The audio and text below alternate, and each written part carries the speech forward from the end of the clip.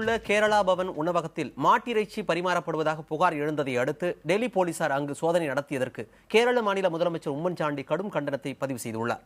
இந்த உணவகம் கேரள அரசால் நடத்தப்படுவதால் சோதனை நடத்துவது குறித்து அரசு அதிகாரிகளுடன் டெல்லி போலீசார் கலந்து ஆலோசனை செய்திருக்க வேண்டும் எனவும் அவர் கூறியுள்ளார்.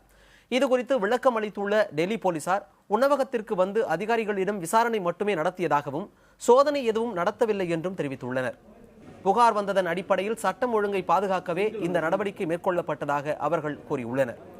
இந்த சம்பவத்தின் விளைவாக தனது உணவு பட்டியலில் இருந்து மாட்டிறைச்சியை கேரள பவன் உணவகம் நீக்கியுள்ளது. இந்நிலையில் கேரள இல்லத்தில் போலீசார் சோதனை நடத்தியதற்கு டெல்லி முதலமைச்சர் அரவிந்த் கெஜ்ரிவால் கடும் கண்டனம் தெரிவித்துள்ளார்.